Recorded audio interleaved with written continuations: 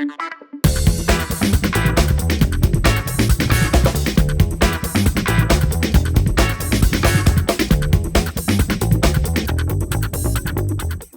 and welcome to Take Your Time, a Persona 5 Strikers podcast where we play Persona 5 Strikers, not in real time, but we take our time with it as we play through the game. Myself for the first time, my co-host for the second or third or 12th time, he'll reveal it just as soon as I introduce him, and that is Tom Marks. Tom, hello. Hello. Yes, second. Okay. Final answer. Second. Good. I, of course, am Jonathon Dornbush. I don't know if I said my name yet. That's just the energy I'm bringing this morning as we're recording. Isn't that fun? But no, we're here to talk about the second jail of Persona 5 Strikers. You did it. Very hard for me to say, but we're talking about the jails, not palaces. And yeah, we're going to go through... Jails and monarchs. Yes, the monarchs. We're going to go through Ango Natsume's jail and discuss that, as well as Tom and I were talking before the show, actually quite a bit of story afterwards. So we last week, and I'll say it again this week so you can know to pause if you need to go play more, we're essentially stopping at where they decide to like go to the next location, like they're hitting the road. So some stuff story wise happens after the jail.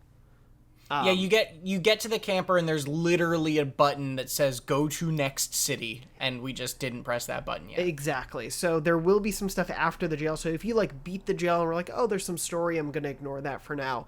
Go play that little bit. We'll be discussing it at the end of this show. But we're going to talk about the jail. I think more so the story around it. We were both kind of saying, to be frank, I don't think this jail is doing anything like crazy on a mechanical level.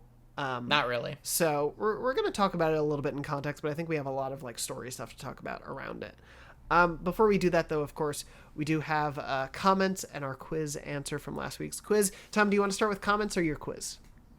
Let's do the quiz first. Cool. Not keep people in suspense. Exciting. How about that? Yeah. So what was your quiz question from last week?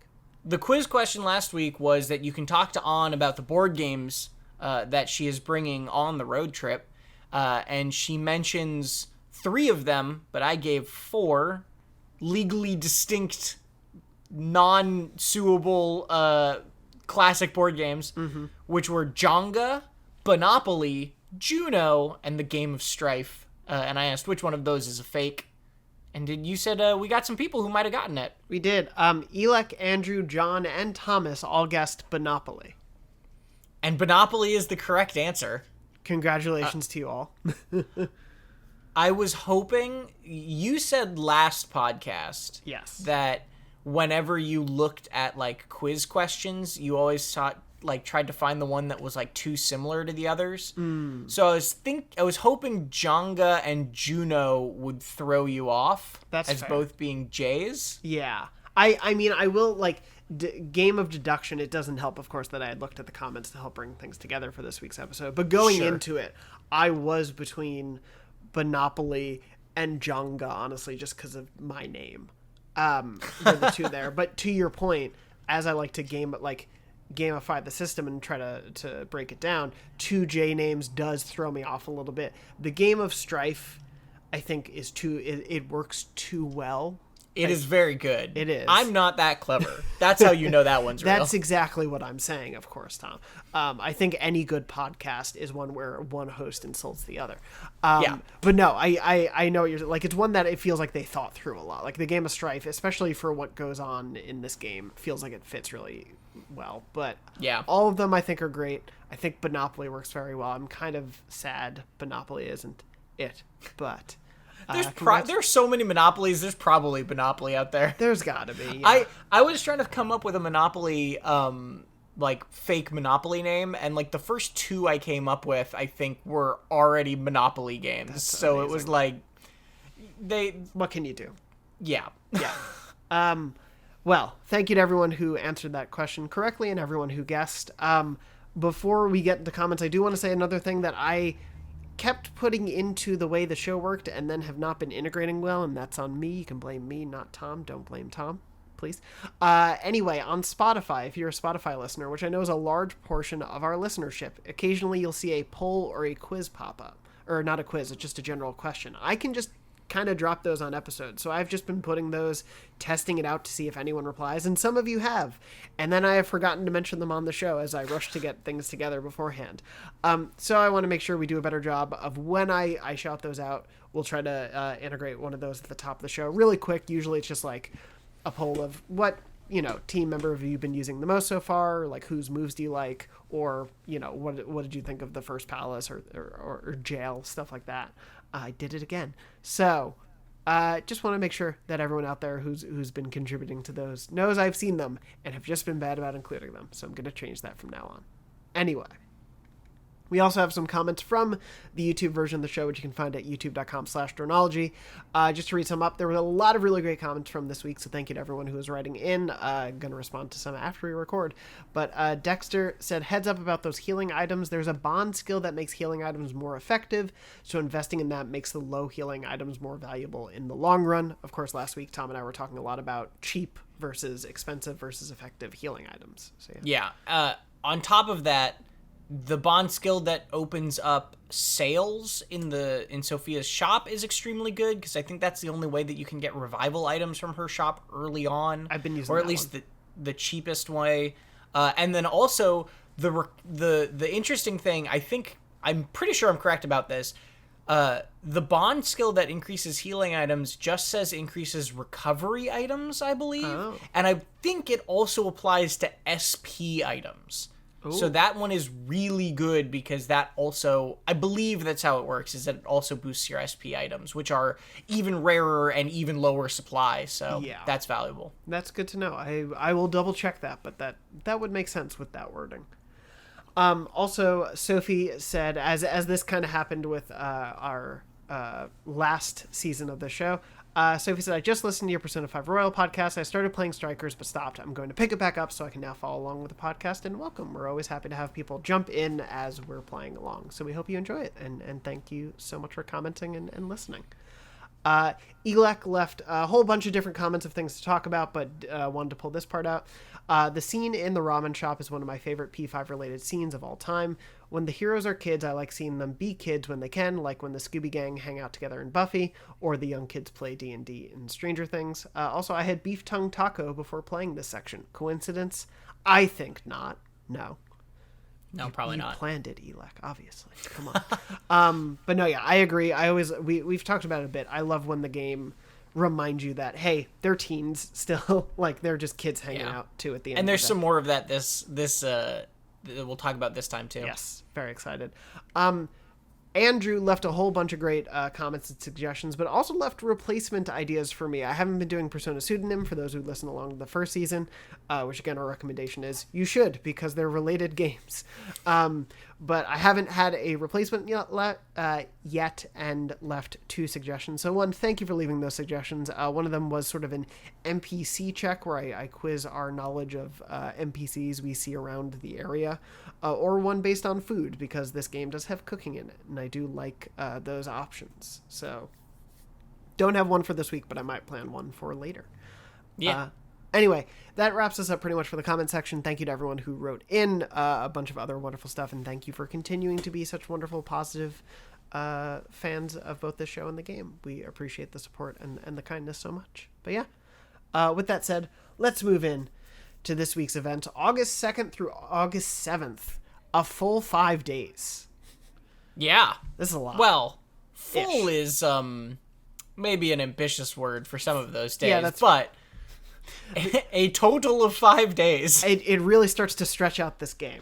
But no, yeah, we are going to be going through the jail kind of to start, and some other stuff happens. But yeah, let's start with the jail itself. Obviously, I guess just to give a broad overview of it, nothing hugely mechanically different about this one, I think, from the first jail. The biggest is sort of the setup of what it is and the way you encounter foes in it. So this is based on Ango Natsume's Prince of Nightmares sort of shtick. And so it's a sort of castle theme, a very like medieval fantasy, just like a fantasy novel type of thing.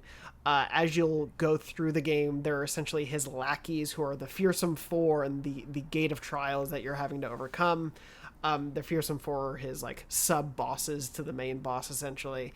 And it's this whole sort of like you're playing into the cliches of the novel because his work is so cliched to a certain extent that essentially they want the heroes to succeed, even though they're like, darn the heroes. Like, they need to leave wiggle room for the heroes to win because that's how a book would work.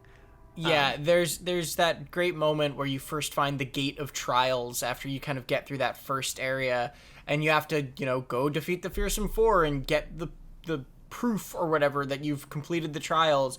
And Haru is like, straight up, just at one point, she's like, well, wait, why is there even a gate then? Like, why did they put this here if they are trying to stop the heroes? And Futaba's just kind of like, don't worry about it, they always do this thing. Yeah, it's a really nice little meta bit of like, wait, why are they helping us, basically? Yeah, because this whole section is really funny in that it is based off of this novel that is supposed to have stolen from other places and be very cliche, like you said. But then also they're recognizing that, but they're also recognizing that he stole from video game tropes. So this whole idea that you have to go fight these bosses to get these things to open this door, they're like very meta, being like, this is just a video game. We're just in a video game right now. Exactly. And it's really cute. I really enjoy it. That setup of it. I think... Yeah. It's an interesting one to go through, I guess, because like there's the same sort of the cores that we're going for, the same sort of setup of that, going through areas and essentially trying to find our ways through. It's nothing like crazy, but I appreciate it, I guess, like the look and feel of it. Yeah, I'm torn on this one specifically, I will admit, because the problem with... So first of all, one thing I want to talk about that we didn't really talk about with The Last Jail that I love is the idea that the place you're running around shopping becomes an actual location that you're fighting in the palace, right? Is super cool. Yeah. Like, we got that a little bit in The Last Jail where you are on Central Street for one set stretch of it, but there's not like much that happens on Central Street and you kind of just run through it. So having a moment where you've like been running around Sendai, like buying beef tongue and like talking to people, and then you're now like in that same section of the Sendai station fighting people is really, really cool. Yes. The tricky thing I think that is with this palace is because the jails, because the jails are already set up as castles with keeps, right? At Alice's jail, that was... It still had the Alice in Wonderland flavor on top of that, whereas this is a castle with the flavor of a castle on top of it. Yeah. So even though the joke is that it's very generic, also the level itself, while not unappealing, comes off as a little bit simpler, a little bit more straightforward, a little bit like it's missing that sort of Alice in Wonderland layer to it. Yeah. Especially after Alice's jail, where you had a jail in a big city and then you have another jail that's in a big city but with like a little less flavor, right? It just like, it does come off a little bit thinner than the last one thematically. No, totally. It's funny. You pretty much just encapsulated for me of that, like the flavor is what the idea of the jail is. So it can't be like spiced up in a crazy way because it is the spice is the same thing as the main dish. Like it just is so right. But rather than being harmonious, it kind of just feels a little samey at the end of the day. And you're having mashed potatoes with hash browns, basically. Yes, exactly. Which is not bad for some of us, but it'd probably be tasty. It's just a lot of potato. We ordered takeout a couple nights ago, and we were getting fried chicken, and the two sides we got were sweet potato fries and mashed potatoes, and we were about to, and we're like, well, we're just getting two types of potatoes. Maybe we should get one thing that's different there. Yeah, we did. I've been there. It was mac and cheese, so we went a healthier option. But anyway, I agree with you, that opening area where you're in Sendai, the station layout, and you're getting to arguably run around more of it that you would want to. I think like works very well, and it is a really interesting blend of things, especially with like his statue and you can see stuff in the distance. Like it works pretty well. And then after you defeat the first of the Fearsome Four, you kind of just get like teleported to another area, and then the rest of it is just kind of whatever they created. And it's not like Alice's didn't have areas you never visit in the real world, but it felt more like the real world, like you said, with this Alice in Wonderland flavor on it, whereas this was just kind of like, well, they're just putting me wherever they want to make the level work. And it's not that it's, again, bad, it just it's not like super memorable as a result. Right. I think that's a great word to use. Yeah. Because like we put down the notes for the keeps, and like there's not even a ton to talk about in each of these sections, because the first section is like you go and get the sun orb and the rain orb from these churches, right? Oh yeah. And that opens the first keep.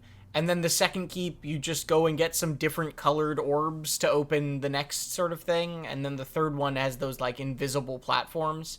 And the second section also has these, like, security eyes that are invisible that you can shoot to turn off. Yes. So they're, like, introducing more about, like, using the phantom vision, the eye or whatever, to get through some of these areas. And they're all fun. Like, I had fun in this palace. Exactly. Yeah. It's just a little straightforward is all. I will also say I didn't feel like any major skill check with this palace in the way of the first game. Like, to your point, the very beginning was a skill check for me, where you go there's that fight right in front of the statue that's just this huge slime dude, and that guy knocked me on my butt. But then the rest of it was a little bit easier. Yeah. I do want to say, when we checked in at the end of the last jail, and forgive me, I don't have my levels down, but I think I was like 3 or 4 levels above you because I overextended out of worry. You'd grinded a little bit. Yeah, so that would make sense. But yeah, I think on the whole, and I'm curious how people felt, but I definitely didn't have that shock, especially with the boss. I didn't have that shock of, oh my god, I can't get through this. Yeah. But excuse me. No, yeah, you're good. To your point of like the keeps, again, yeah, I think like it's largely getting you from point A to point B. There's some fun, like, I think, area setup when it comes to like pulling the bridge down in that first keep area. And like you said, I think getting you used to using the Phantom Eye a little bit more in that straightaway that I guess is sort of similar. You know, like you said, it's the mall. It feels like the shops that you go through near Sendai. I accidentally forgot to use it for like 3 things in a row. And I was very tired, and I kept being like, why do I keep getting caught? There's no one around. What is happening to me? And then I was like, oh, you dummy. And then you just shoot it down, and it's fine to use. Yeah. But, yeah, the invisible platforms, I do have a question for you, and maybe it's just because I was very over. Can you just run across them, or do you need to jump from platform to platform? Do you know? I've never tried running across them, but I think you need to jump. Okay, well, because it's a close enough distance, and this isn't a platforming game, that I like both didn't want to test it, but also wasn't sure. And so I thought I would ask you, in case anyone out there did it, let me know. You can run off of the very first one and fall, because I did that. Okay. The rest of them I don't know. Okay, that's good to know. I assume you can fall off, but also the depth perception, there's just something weird that happens in my brain when you're using the Phantom Eye trying to jump on those things, where it just feels like it's like the most like Gex Enter the Gecko 3D, like early 2000s 3D platforming struggles I've ever had in a modern game. There's like a thinness to them that really threw me off, where I'm like, this should be an easy jump, but I feel like I myself am trying to jump and not fall. Like I have that anxiety of not falling. It's weird how it sort of just like sets that part of your brain off, or at least mine. But I guess it's then it worked well. I guess yeah. It's not like it was super hard to get through or anything. It was just like it had that sort of air to it. Exactly. But yeah, these keeps, like I was writing a lot down of kind of like, you did this and then you go left and you go here. But I think like it's not worth it to go through area by area. I don't think there was any particular fight that calls to mind that was really shocking or stunning here. I think on a fighting level, one of the things that this area starts to do, and as you said, it was interesting of like the fact that the game gives you your whole party at the start creates a very different pace. And so for me, it was using different people here based on weaknesses. I did spend quite a bit of time at some point in this palace futzing with my persona lineup to get different abilities and things, because I was like, I should make this work better for me, basically. Well, then I'll ask now, how do you like the new streamlined system for persona management? I think especially for this game it works well. It felt like almost more Pokemon-esque in a way because of the XP like the XP leveling up bit of it. Yeah, where you can just, like, pay points to level them up. Yeah, which obviously is not what you do in Pokemon, but I mean just the idea of, like, Right. I'm specifically trying to get, like, XP into 1, whereas often in the background of Persona 5, I just kind of let whatever happen with my Persona group. Like, as long as I had the abilities I needed, I kind of was like, whatever. Yeah, I didn't, in Persona 5 you don't, or at least I didn't spend very much time, like, leveling guys with, because you can sacrifice a persona to increase the level of a persona in Persona 5, but to do that you have to sacrifice a persona, and you can only do it to a persona once a day, I believe. And so, like, there was this sort of, like, there were hurdles that slowed it down in a way that this new system is just like, oh, do you have the points? Great, it's leveled up now, right? Yeah. And it's streamlined. It's simple in a way that I think is conducive to the goals of what you're playing through. Like, it doesn't get in the way in any real way. I think that there are a lot of things with this system that are just better, right? Like, the idea that, like, one of the things that, it is a simpler system, and I'm not advocating that for it to be, like, all of it to go to the main game. Sure. But, like, one of the things that drives me crazy about Persona 5 that makes the Persona fusions so unapproachably, kind of, like, unapproachable without, like, a guide, really, is that there's, like, 10 different ways to make any one persona. Yeah. And so I really appreciate just, like, having a list, and it's basically just like a shopping list of, like, okay, you've unlocked these things here, just, like, buy what you want or get what you want. Here's exactly how much it's going to cost. Here's the one, like, you don't have to, like, go thinking through, like, okay, so I've unlocked that persona, and then I have this persona, and those two combined will make this other one. This game will just say, oh yeah, so you've had both of these personas in the past, so this is how much it would cost, and it's unregistered, so here you go. And, like, that's just so, like, that just makes it so much more digestible to just, like, know that info. So while I don't want this whole system to, like, completely replace the other one, sure, I do think it could learn a lot from it. It's the difference between, like, having it all presented there versus, like, going to a persona calculator that I Googled to figure things out. And, like, to be fair, I agree with you. I don't think it should, like, supersede what was there, and I do think there's great stuff about a system that is that layered and how much it can really let you get into that. And I do think that's some of the appeal of the base Persona 5 system, and especially how it relates to the SMT series in general. Like, especially when that game is 3 times as long. Exactly. Like, this is very much I think, again, a JRPG mechanic versus an action game mechanic in the streamlining. But yeah, there are definitely things I think this system does well for the pace. And I think this is, I think both can learn from each other in interesting ways, for sure. Totally. But yeah, the keeps section of it all, I don't feel like there's anything else crazy to say, so I don't want to, like, belabor the point. There's a couple of funny things, right? Like, you fight the Fearsome Four, those are basically the keep bosses each time, and they're just sort of super over the top. One little detail I love about this is that they always monologue at you, and the entire time they're monologuing at you, your party is just, like, making fun of them and the writing of it. And then at the end of that, you as Joker get to say, like, we're gonna fight you, or you can say something that leans into it and be like, the heroes shall prevail, or something like that. And I always chose that option because it's so funny, because Ryuji responds to you every time like, man, you're really getting into this, huh? It just always teases you about it. It's always really, it makes it, I think that those parts play up more than the level itself, the sort of meta nature of it all.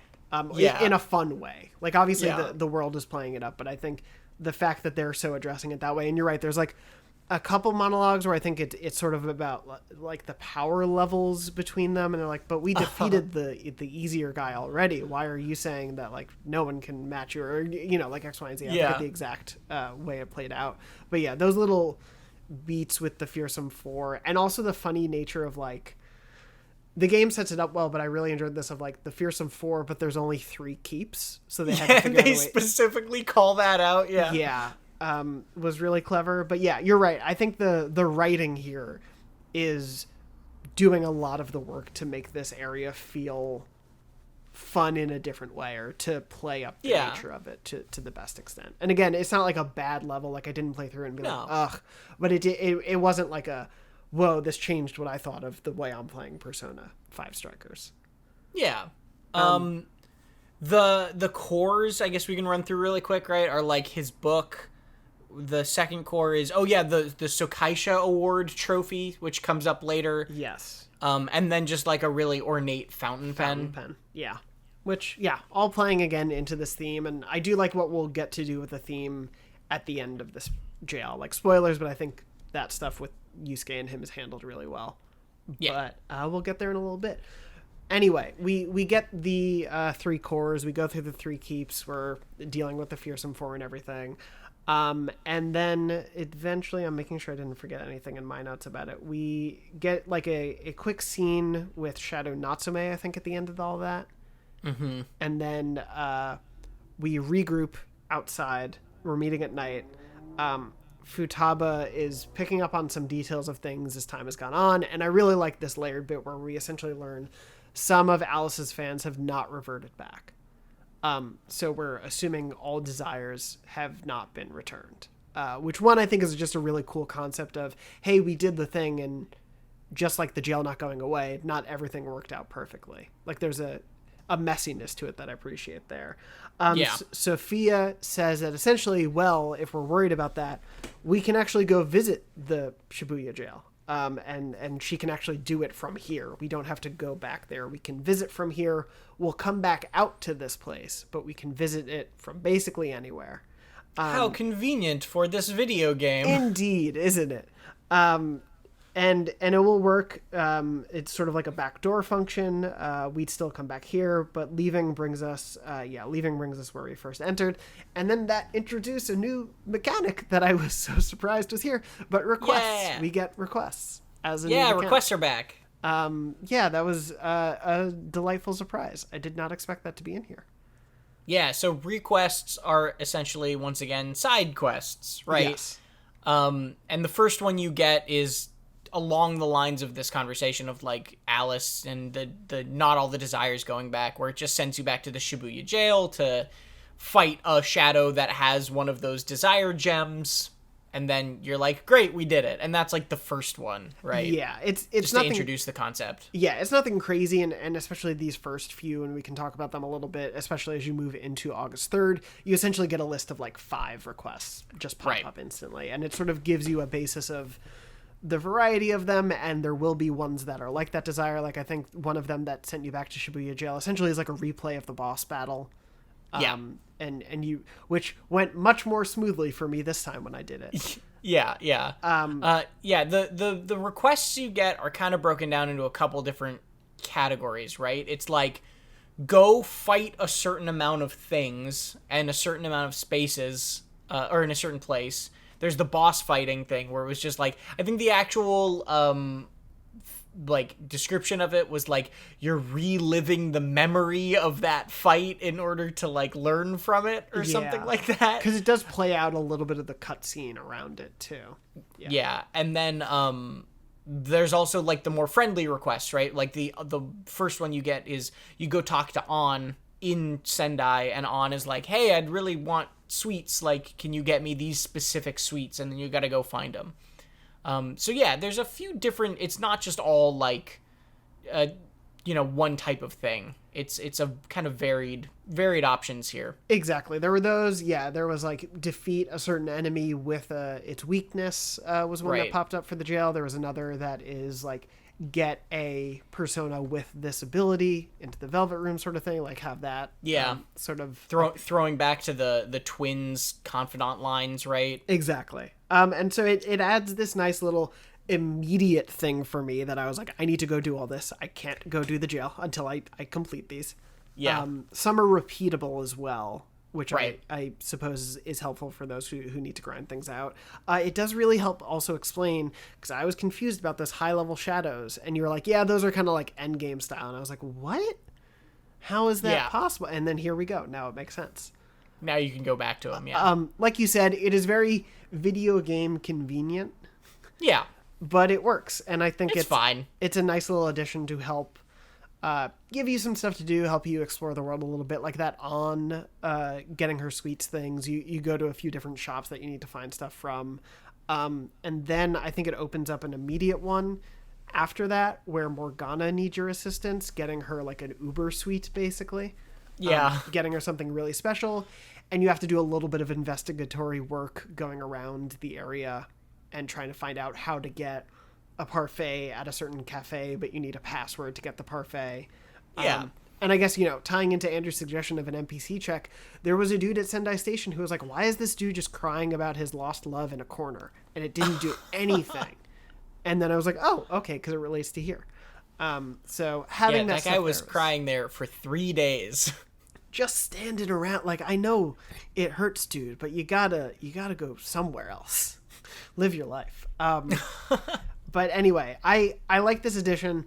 I'll see how it feels, over the course of the game. But I was glad to see this pop up. I thought it was like a nice little bend to exploring the world and to going back to the palace or to the jails. God, it's going to be really hard. I know. Stuff saying that. And I like it. I like this edition. Yeah, it's nice. And none of the quests are like wildly more complicated than like pretty simple like fetch or grindy quests, right? Yeah. But like that's okay. The thing with the parfait was a very cute character interaction on top of being a request. So that's exactly if that's how they have to deliver some of this stuff, like great, that's fine. Yeah, like you said with the cooking, adding in little character moments. The fact that this is adding, it's not just thank you, end of story. Like there's a little bit more to it. That I appreciated. But yeah. Anyway, as we're going through August 3rd, we sort of get the chance to do those requests. You can go through those things.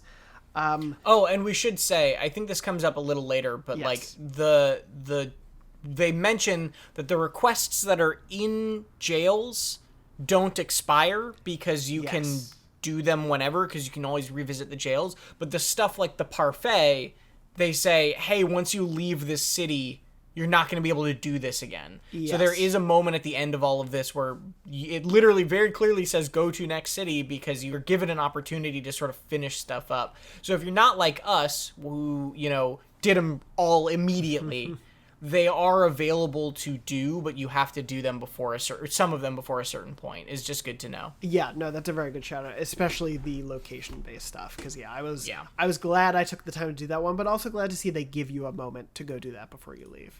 Yeah.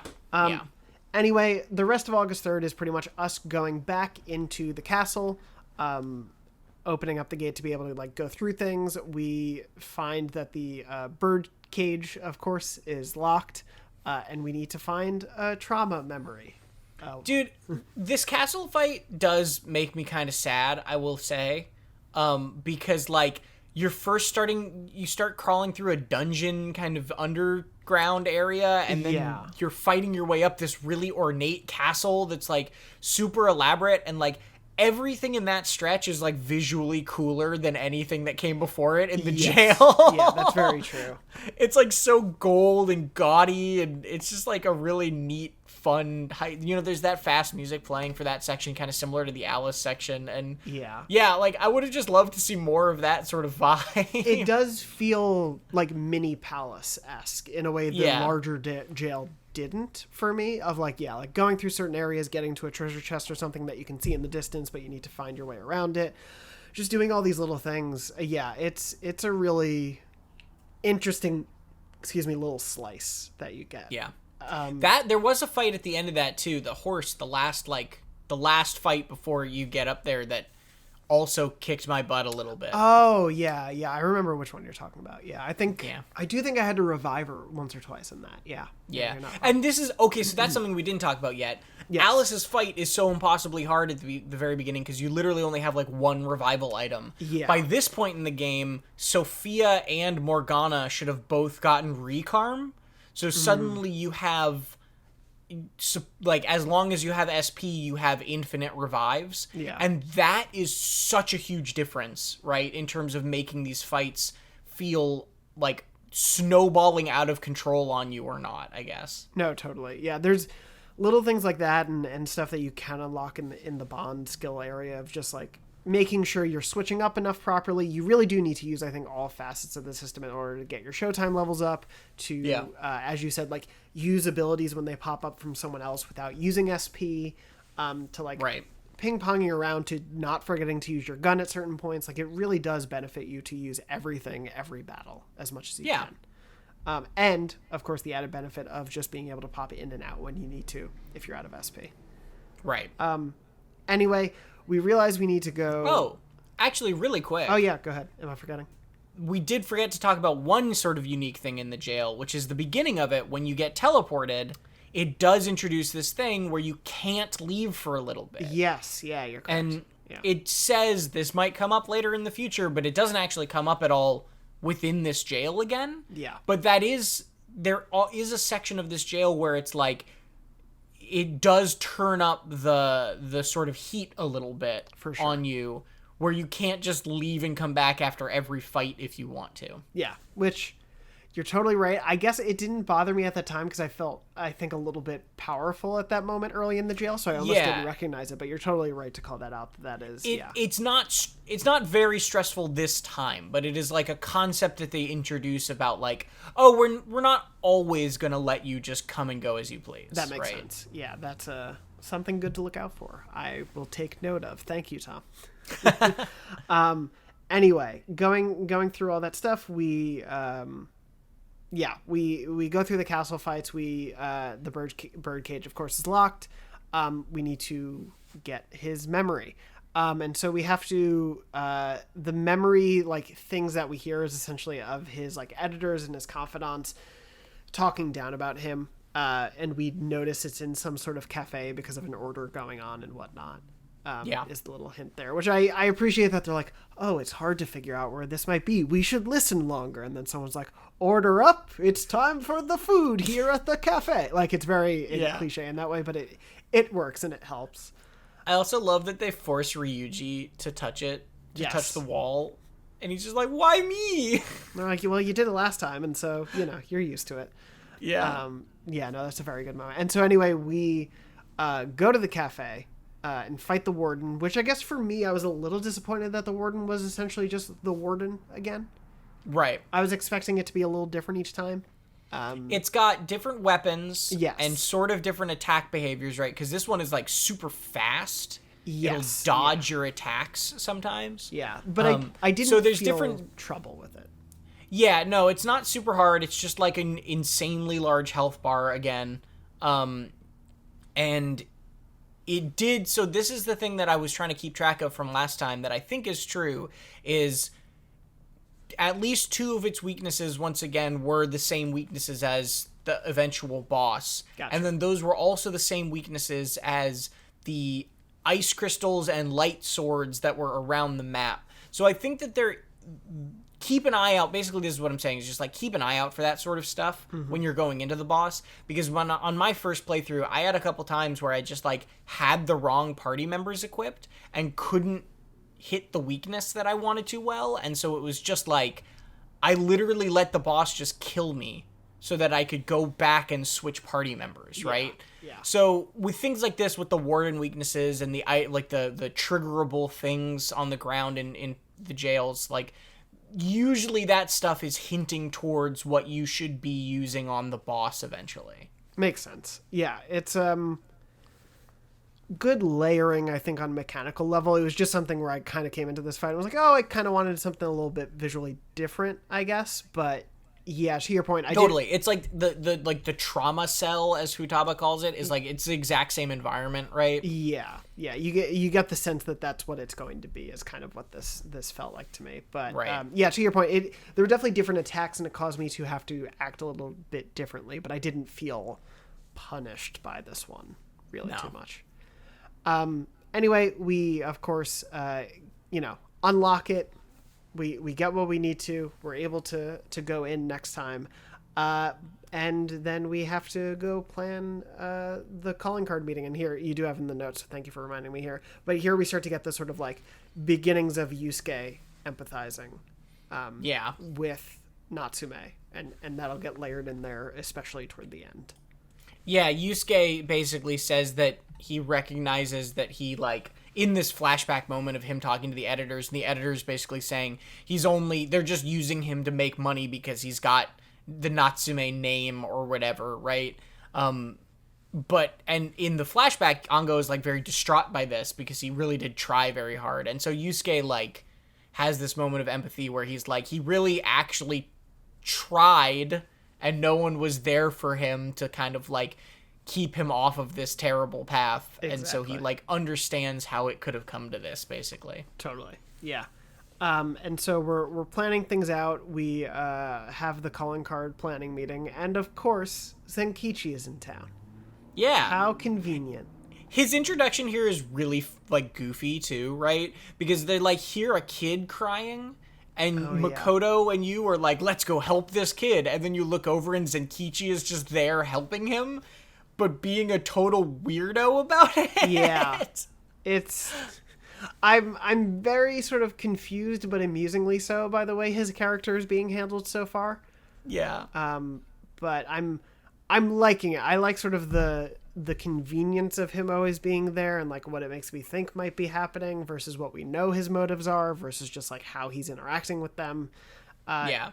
He gets to be shown as the good guy here a little bit, right? Yes. Because he like calls PubSec to be like, hey, there's a lost kid, send someone over to get them. And then you hear him like arguing on the phone being like, why wouldn't you come help this kid? Like, what do you mean it's not worth your time? Like he's trying to do the right thing, and like his department is like being a dick or whatever apparently on the phone. Yeah, we do get a little bit of the sense with him and sort of in general he's part of it, but also there is some combative nature to his relationship to his work. Yeah.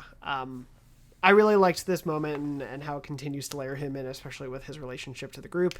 And of course, as they're planning things out, his suggestion is to not do anything too crazy. So we're going to sort of make our big showing at a book signing. But they make him do it. Yeah.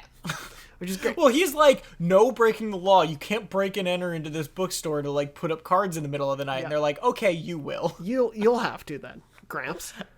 And they call him Gramps a million times again. Yeah.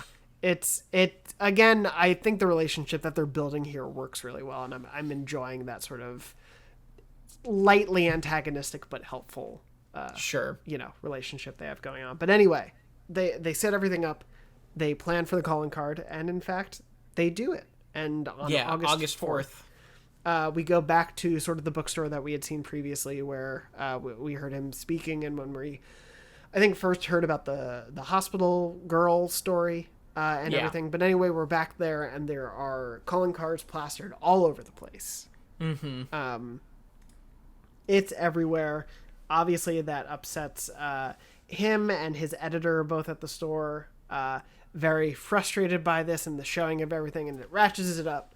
The jail warning, and we're all ready to go. We're ready to have the fight. Why am I blanking? I don't have the note on it, but you do have that they stop calling him Gramps here. Yeah, so right after the book signing, there's this moment with Zenkichi outside of the bookstore. Oh, yes, yeah. Are basically all like, it's this moment where like he's earned their respect. Yes. is sort of the scene. Yeah. Because they all start calling him actually Zenkichi rather than Gramps, and he is at the same time like distraught because he's like, I'm an accomplice now. I just broke the law for the Phantom Thieves, and I am now implicated in all of their crimes. Yeah. No, he knows. Don't know why I don't have that written down, but thank you. Yeah, that scene was very cute. Yeah. I like this bond they're forming. I'm really into it. Good. But anyway, we go in and it's boss time. Boss time. Natsume is a dragon. We sort of get into his throne room area in the castle, and it's him standing like all like lavishly and sort of decked out. He's got devil horns and everything, of course, and turns into a giant gold-plated dragon. Who we gotta fight. And like I was saying earlier, I don't think this battle is like crazy to talk about anyway. It's a fun one. I like sort of the combo of things like you were saying elementally that they let you play with, whether it's sort of the bless discs that you can throw out, some physical attacks you can do, ice-based stuff, of course. It's, I think, a well-rounded fight for the most part. And thematically it is pretty cool, right? Because he's a writer, so there are attacks where he's sort of writing characters in the air that drop onto you or stuff like that. I used Ryuji, Yusuke, and Sophia for this fight. Yusuke and Sophia because they're Bless and Ice, and then Ryuji because Ryuji. Yeah.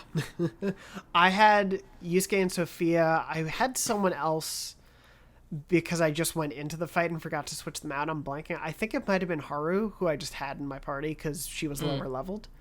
But yeah, Sophia and Yusuke were clinched this for me, and then I had ice attacks as well. So basically, anytime someone's SP drained, I was just bouncing between the three of us and then using some stuff on the side. Like Amane Uzume came in handy for this one for me as an ice persona. I had done a lot of persona melding, so I had weird ones where like Arsene would have ice on him for no reason. I was like, yeah, sure, why not? But yeah, it's again, I think like not a crazy fight to talk about in the sense of it doesn't throw anything unexpected at you, but I think it is a more balanced fight and one that I liked fighting a huge dragon. It was fun to do that. But it's a pretty, again, sort of just like the jail itself, a pretty straightforward boss encounter, but a fun one. Exactly. And I think the most interesting parts about it are once you defeat him, because you get the sort of like Prince in Shambles aspect of it, where he is essentially standing before a like a wooden pallet with fake clothing on him, like he you know, it's all an act. Yeah, exactly. It was all sort of fake. He's torn to shreds to a certain extent emotionally, and it's like, I'm a failure. This has all been a ruse, and I've been hoodwinked in my own ruse and all that sort of stuff.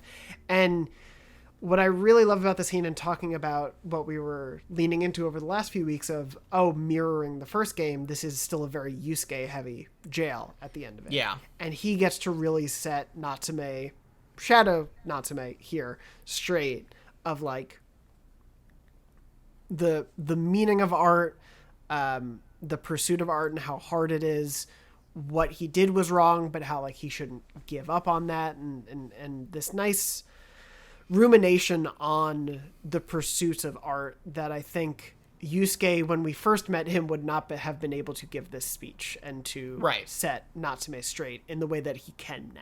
And that's what I really love about this. And once again, it is exactly kind of what happened with On, where it's like this person taking their experience. Like, this is why I just don't, like, you really need to play the first game before the second, is moments like this, because it's just like On did, Yusuke taking his experiences from the first game and using it to help someone else or empathize with someone else in this one. Yeah. And you can know the plot, right? You can read a wiki to get the synopsis or whatever of the actual story elements.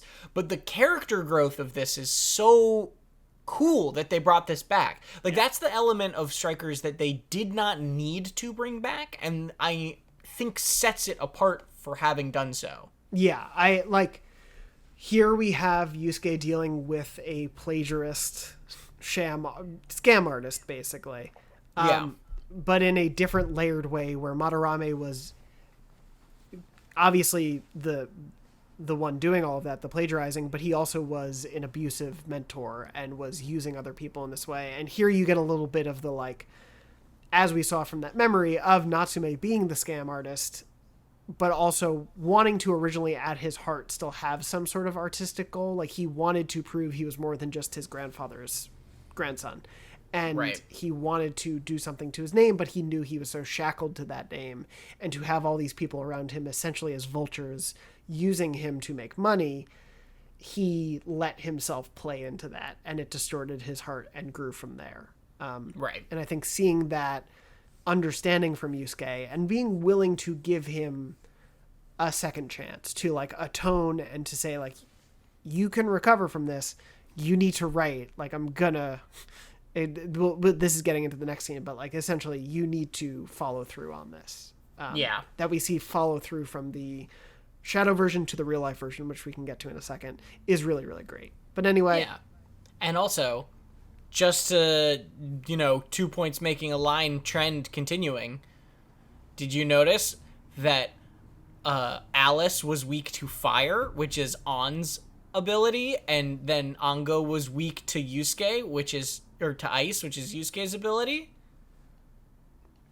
No, I didn't.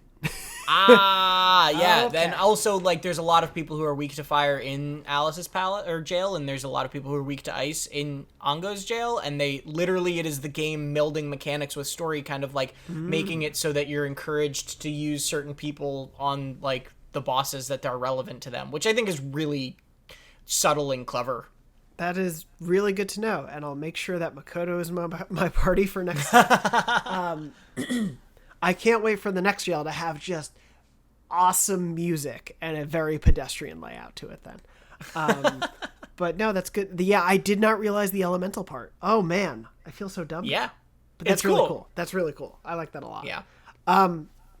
Anyway, we go outside the jail. Everyone's kind of back to normal. Seems like we're hoping everything worked out. We'll have to see if he does really have his change of heart sort of thing.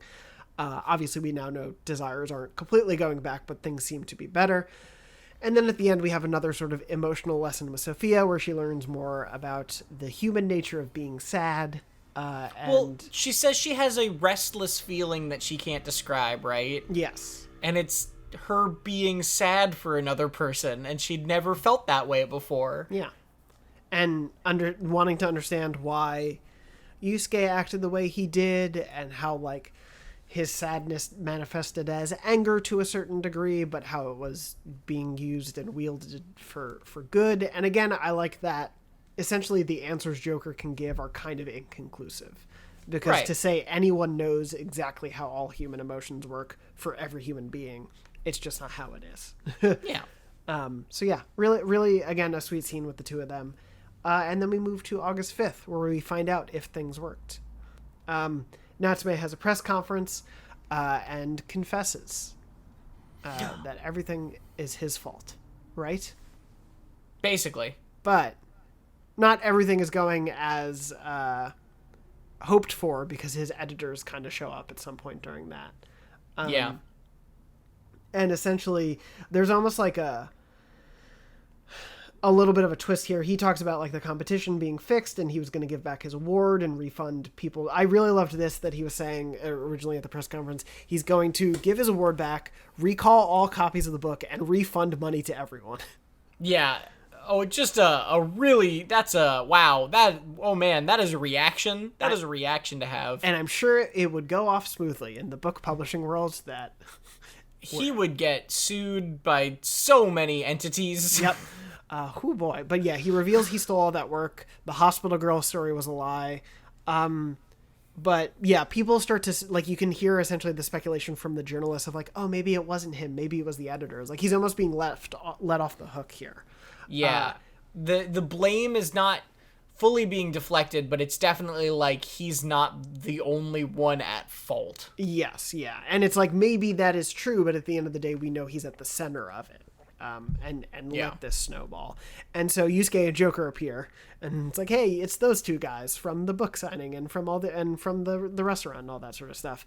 And Yusuke is like, no, I'm not just gonna let you get by. Like, you can't just hide away from this and run away and just kind of rebound. Like, I want you to write a novel, and I expect you to write, and whatever it may be equality wise, he's like, I want you to have to go through that and write something yourself, go through the act of creation and not shy away from what you've done.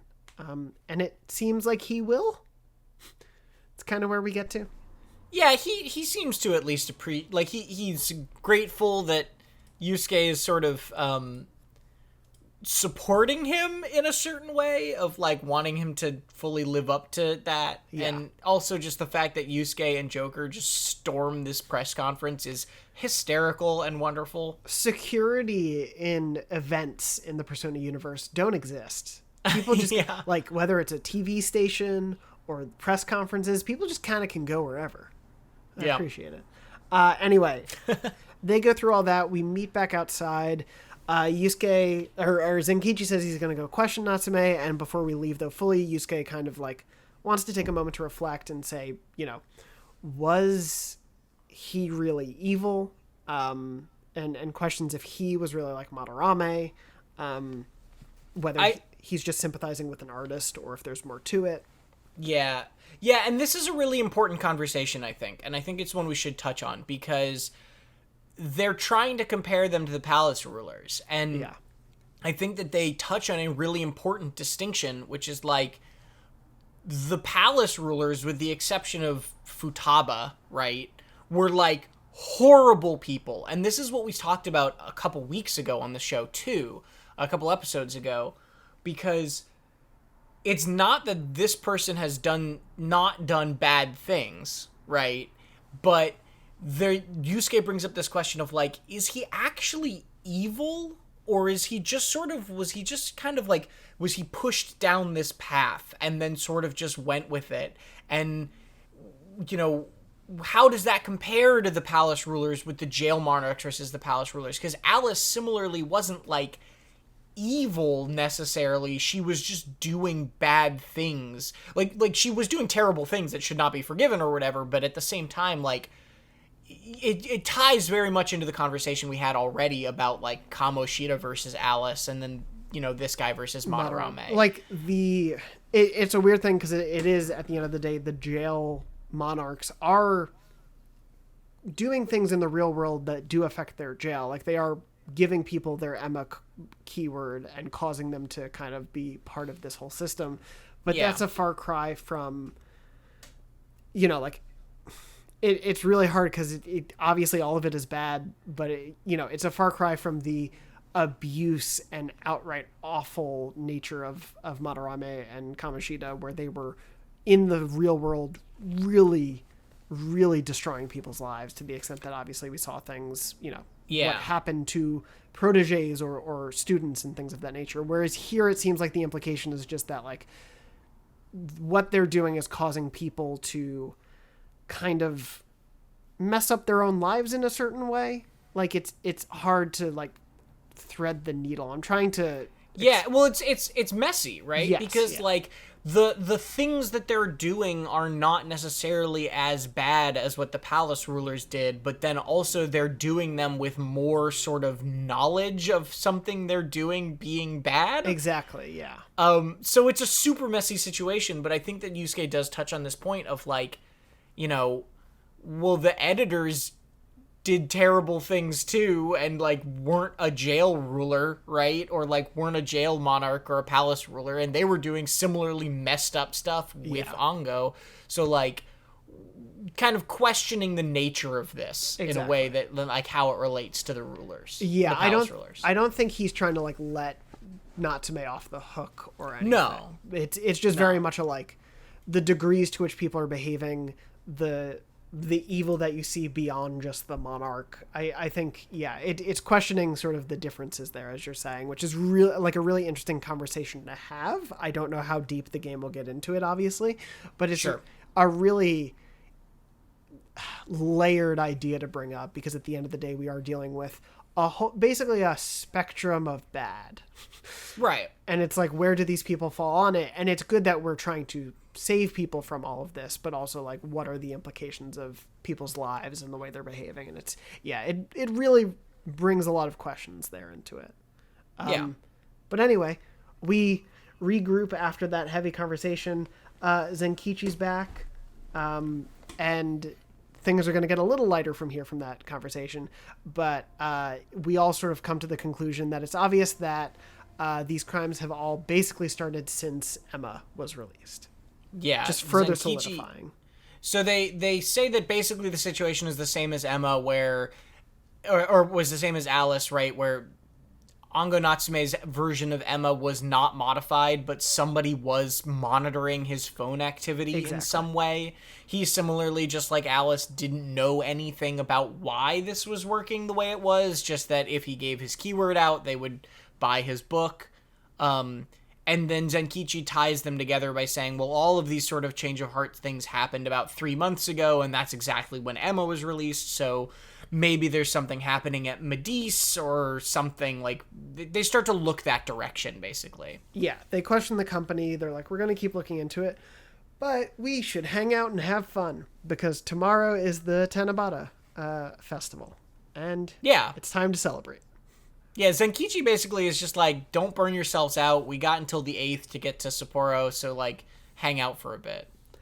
It's funny how much my brain originally thought the 8th was going to be the end of the game, and that they were just going to really cram like many jails into one jail a day. I thought it was going to be so intense, and I'm like, okay, we're at a little bit of a different pace. I got it. Okay, cool. But speaking of that, we do go to the next day, and it's the festival.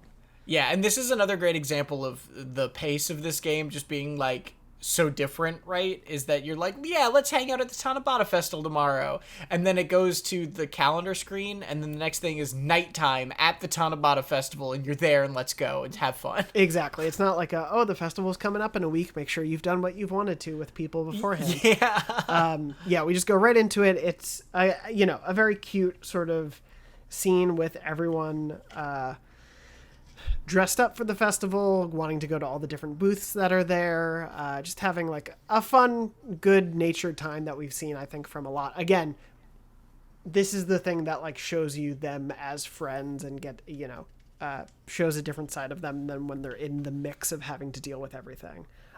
There's a long debate about whether you call something a water balloon or a yo-yo or a yo-yo balloon.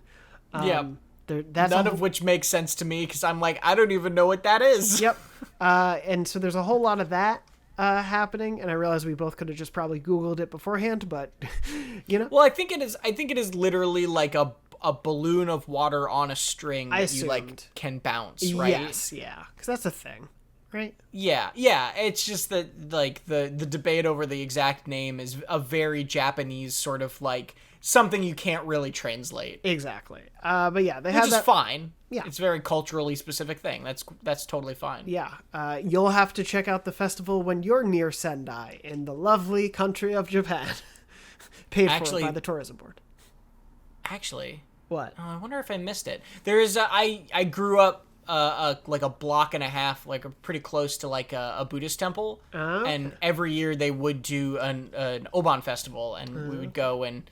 Like, part of this is them talking about, like, winning goldfish, catching goldfish. Yeah. And that was, like, literally a thing is that at this Oban festival is you would do one of those little, like, throw the balls in cups of water thing, and you would win goldfish. And then we would go put them in my friend's pond, and they would either die immediately or, like, become giant goldfish over the years. I gotta say, this is a little peek behind the curtain. This is, like, the 4th podcast in a row this month where I have talked about, there's been talk of a dead fish. And I just don't know what's happening, what that is a sign of in my life. But anyway, I don't own any fish, so maybe I just need to eat more fish is the story. But that's good to know. I really thought when you started that story, you're going to be like, I grew up a block and a half away from Sendai, so think back to it. No, there's parts of this that I definitely relate to. The goldfish part for sure. The water yo-yo, not so much. As much. We used to do like little festivals and things, so I know what they mean. But yeah, it's a cute scene of the gang hanging out together. It's just more of a relaxing sort of thing. I don't think there's anything else from the festival that I'm forgetting that's of note. They all look fly. Yeah, they all look good. They've got awesome outfits. I really did try to pay attention to the scene to be like, is there something here that's layering for later? And I'm like, no, this is just a scene of them having fun and being happy. Yeah, and I think that it's the type of scene that I am extraordinarily pleased that Strikers makes time for. Exactly. Right? Yeah. But anyway, we returned to the camper, had tons of food. It's been a wonderful day. And continuing the pace of the game as we joke, Zenkichi asks us to go to a lecture at the nearby university that's being done by the CEO of Medice. And so, August 7th. Konoe. Yes, thank you. August 7th, we go to that lecture. Yeah, and then you're just there. Literally, my notes, August 6th notes start with, oh, it's already night and we're here at the festival. And then August 7th starts with, oh, okay, we are suddenly at the lecture. It just keeps going. And so, we're at the lecture. Konoe is talking about choices you make in life, and sort of Emma helping you along those lines. Everyone notes that he's very well spoken and very clear about what he believes and what. Great jawline. Yes, indeed. Just a handsome man. Unfairly so.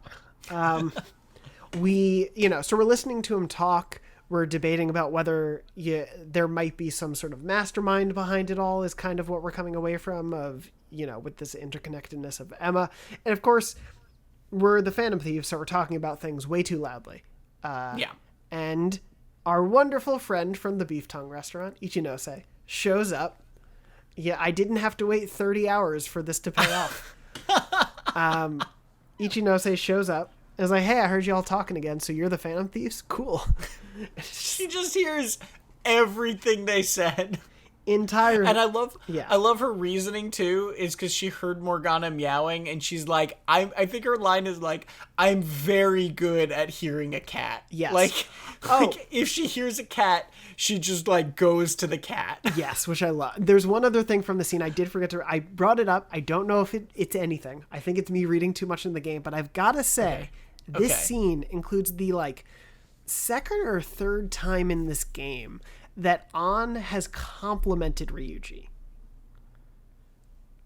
Okay. There have been several like kind things said, and for Ryuji normally being the punching bag, I just have noticed them, and it's just been funny to me that they're friends now. Well, it's nice to see them being good to one another. Like for Ryuji always having been the punching bag, to know that An they've been friends the longest of the group, so to see them have this other side where it's like, oh yeah, you do good things too, like you're not just the laughing stock of the group. Yeah, it's just been a nice trend that I've noticed. Or it's leading to a romance. Anyway, Ichinose hears about everything and says like, hey, we should talk after this, and reveals that essentially she made Emma, at least the base of it. She created what Emma was originally. She is essentially Emma's parent.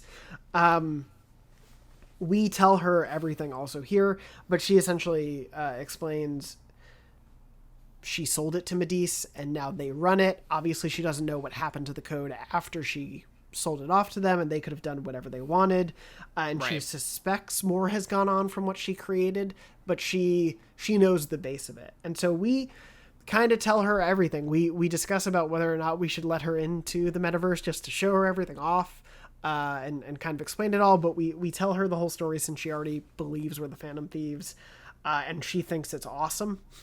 She just believes it all, right? Instantly. Like she doesn't say that she like knew about the metaverse or anything. She didn't know the connection with Emma to the metaverse because she didn't put that in or whatever. Exactly. But like, she's enough of like a dweeb is the implication, right? That she's just like, oh, okay, sure, yeah, that great. Yeah, that all sounds like really goes cool. with it. Yeah, she's great so far. I really love her just because it's such a funny character. And so yeah, she, like you just said, she doesn't know why Emma would have these connections to the jails or the metaverse or anything. So clearly things have been done after. I think Futaba and her agree to let her take a look at Emma and investigate things. But yeah, we kind of leave this talking about how we are hoping she can help us figure out the current state of Emma, like if she has any way to look into it. And one key thing there is that she says she feels somewhat responsible, right? Yeah. As like the original creator of Emma, that if it's being used in this like nefarious way, like she feels like she should help figure out why or how or whatever. Exactly. And so she agrees basically to help us. She's also willing to take junk parts we find and trade them in as research materials for her, essentially. And so that, I assume, is a mechanic we'll get to at some point soon. But yeah, she basically is just on board to help. And everyone's nice and everyone's good about it. And it's great. It's a little suspicious, I guess, but everyone's just ready to go. And it's, we're happy to agree to everything. And then you can basically go. And then it's... Yeah. But there's also a moment in here where they introduce her to Sophia. Oh, yes. Right? Yeah.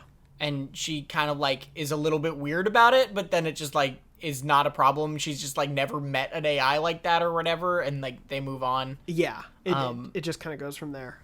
Yeah. She's an interesting character in terms of like all of that stuff, in terms of how she reacts to certain things and not others or whatever. But yeah. And I'm very excited to learn more about her in the coming weeks, I assume.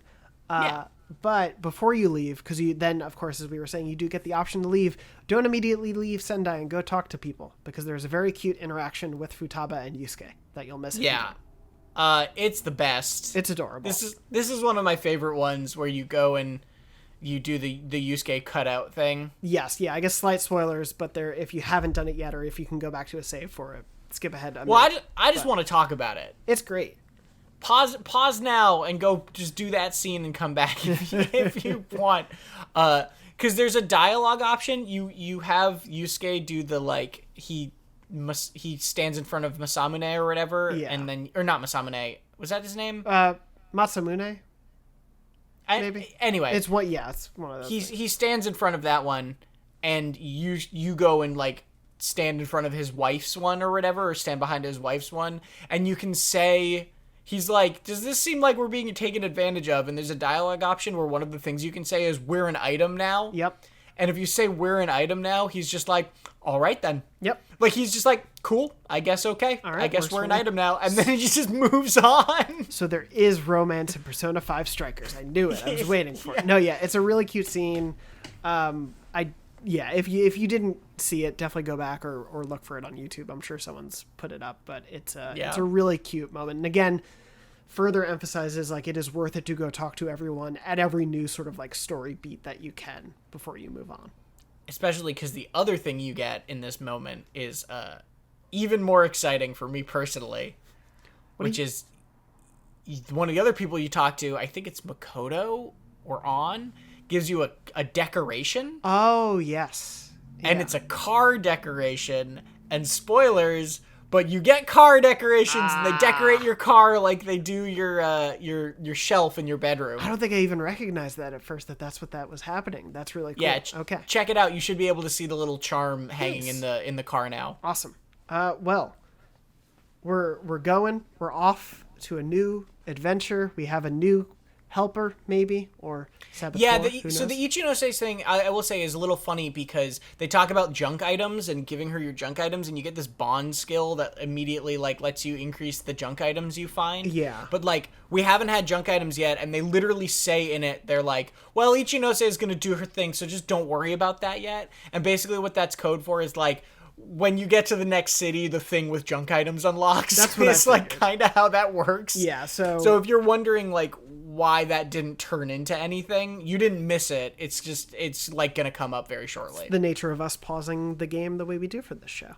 Right. But yeah, that is going to pretty much wrap up this week's events. As we said, very story packed for a jail episode.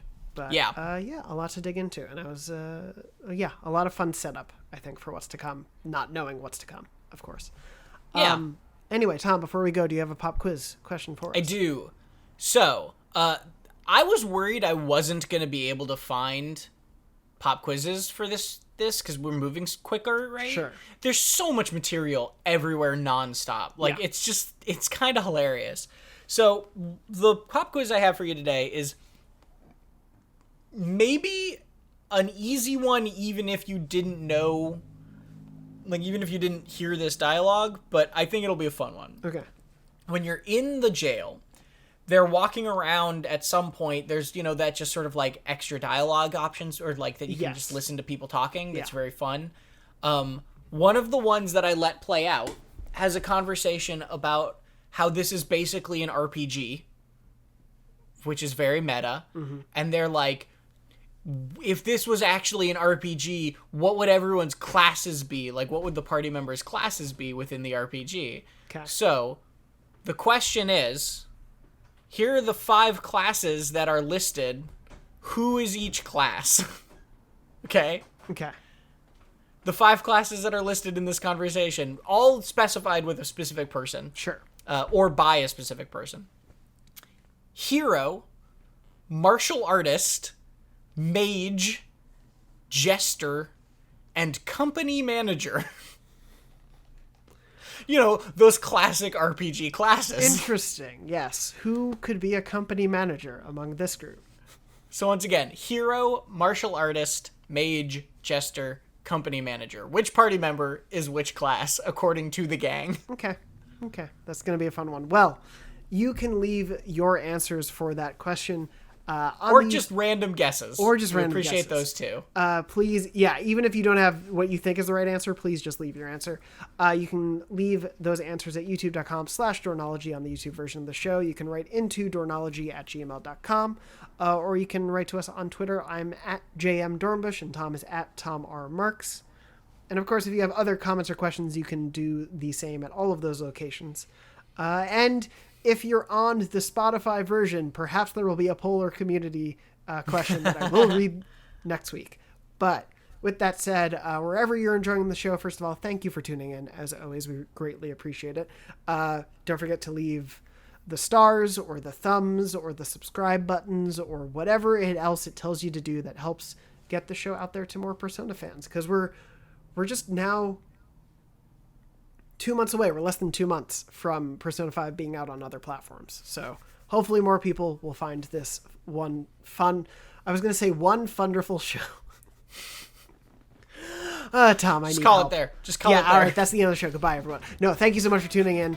And as always, nice to steal you.